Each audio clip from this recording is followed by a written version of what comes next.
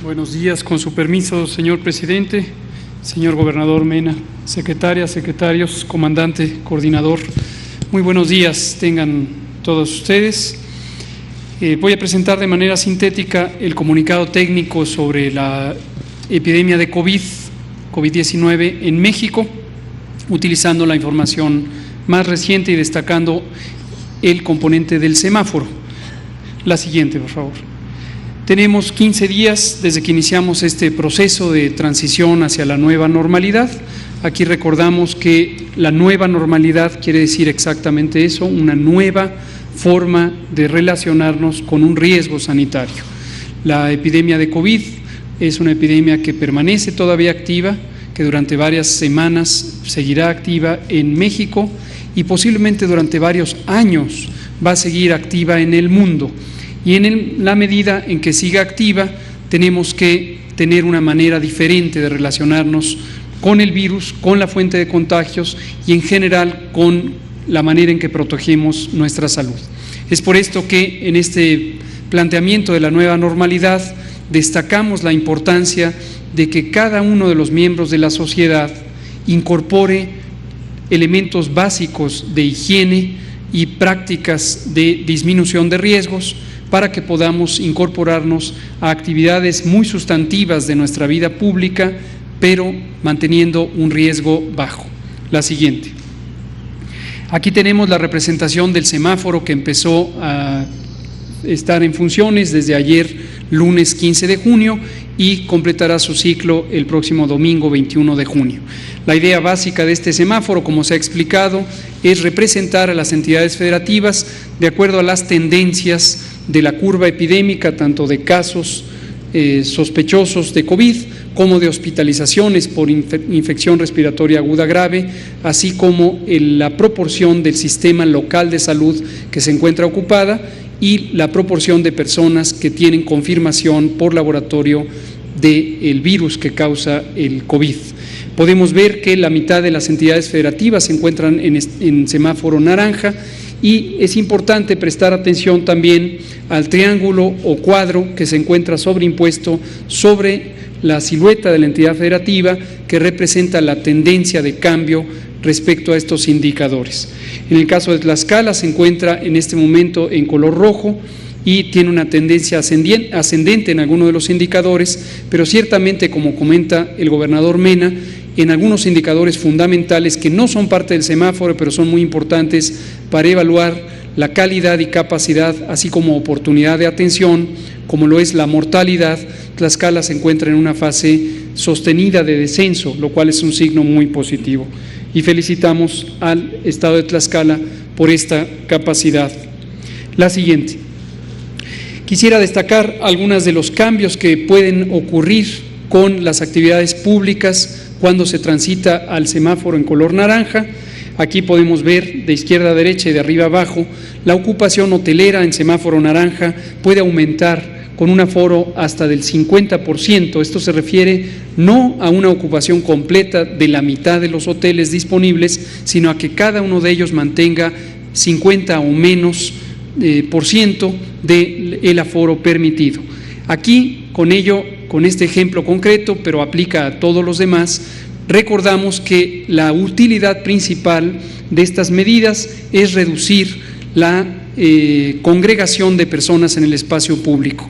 O visto de otra manera, tener un aprovechamiento más extenso del espacio público, tal como se visualiza en la audiencia aquí de las periodistas y los periodistas que nos acompañan, que mantengamos la sana distancia. Hay que mantener un distanciamiento físico, pero desde luego, muy importante, una cercanía de solidaridad y cooperación sociales.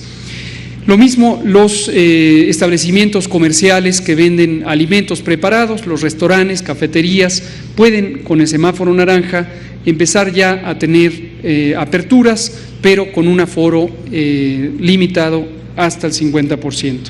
Algunos servicios a domicilio, como las peluquerías, barberías y otros servicios de asistencia a la higiene personal, se pueden empezar a activar, pero también preferentemente con la mitad del aforo disponible y también buscar que sea por citas para evitar congregaciones. En los parques públicos también ampliamos en el semáforo naranja su uso hasta el 50%, destacando que es preferente utilizar parques locales. Dos indicadores o dos variables son las más relevantes que determinan el riesgo de persistencia o rebrote.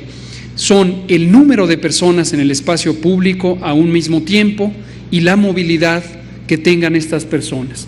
De manera que cuando hablamos de estas activaciones de la actividad económica y social, no perdamos de vista la importancia de transitar pequeñas distancias. Mantengámonos en nuestro barrio, en nuestra comunidad, en nuestra colonia, todo el tiempo que sea posible y preferentemente, cuando esto es posible, mantengámonos en nuestra casa. En otras actividades como la provisión de alimentos e insumos básicos, se amplía a 75% el aforo posible, pero preferentemente reduciendo la utilización por parte de familias a un miembro. Permanece restringido a la totalidad el uso de espacios públicos de audiencia para eventos deportivos y otros que implican grandes congregaciones. En la siguiente podemos ver gimnasios y otros servicios de recreación individualizada en espacios cerrados. Se pueden ampliar hasta el 50% en el semáforo naranja y preferentemente también que sea por citas. Cines, teatros y otros establecimientos públicos de recreación con aforos generales menores a 500 personas, se pueden incrementar ya su uso, pero hasta la cuarta parte, lo mismo que centros comerciales, buscando en todo momento que se mantengan las distintas medidas de seguridad sanitaria que incluyen la disponibilidad de agua y jabón para poder hacer un uso frecuente de los lavamanos. Templos de culto y actividades religiosas se podrían abrir también ya en semáforo naranja, buscando igualmente aforos de 25% que permitan el distanciamiento físico. Y por último, espectáculos masivos o ferias, festivales, conciertos con aforos superiores a 500 personas deben permanecer cerrados o cancelados, pospuestos durante el semáforo naranja, igual que bares, centros nocturnos y otros sitios de recreación que implican la convivencia cercana en términos físicos. Veamos rápidamente el informe técnico con las estadísticas de COVID. A nivel mundial tenemos a la región de América con 54% de los casos que se presentan en los últimos 14 días. Recordar que estos 14 días son importantes porque es la parte activa de la epidemia. El resto de la suma de casos, que a nivel mundial supera los 7.823.000, son los casos históricos, los casos acumulados que ya no tienen enfermedad, ya no son una fuente de contagio. Sí lo son 22% de ellos, que son 1.742.000, y la tasa de letalidad global está en descenso a nivel mundial con 5.5% en promedio. En el caso de México, la epidemia empezó el 28 de febrero y desde entonces a la fecha se han confirmado y notificado 150.264 personas que han tenido COVID. 13.5% de ellas, que son 20.392, lo han tenido en los últimos 14 días y muy lamentablemente 17.580 personas han fallecido a consecuencia de las complicaciones de esta enfermedad que puede causar neumonía grave y una alta mortalidad. La siguiente, por favor. 117.6 personas por cada 100.000 habitantes han tenido COVID en México desde que empezó la epidemia y su distribución es muy heterogénea, como se muestra en el mapa y se ve más claramente en la siguiente gráfica de columnas, en donde visualizamos que el Valle de México es la zona de mayor cantidad de casos acumulados, lo cual no es sorprendente porque también es la región más habitada del país. En la siguiente vemos, sin embargo, que para los casos recientes, para estos 20.392, que también tienen una distribución heterogénea, en la gráfica de columnas podemos ver en la siguiente diapositiva que la región del Valle de México ocupa un poco más de la tercera parte, seguida de Jalisco, Puebla, Tabasco. El estado de Tlaxcala se encuentra en general para todas las estadísticas en lugares de 20 y más en niveles de frecuencia comparativa con el resto de las entidades federativas. Vemos en la siguiente diapositiva que la incidencia general es 15.9 por 100.000 habitantes, y aquí en el gráfico de mortalidad, como bien señalaba el gobernador Mena, no perdamos de vista que cada una de las defunciones, aunque aquí las presentemos en forma agregada como una estadística, representan la vida de una persona que ha sido perdida, y esto es una situación lamentable en cada una de ellas.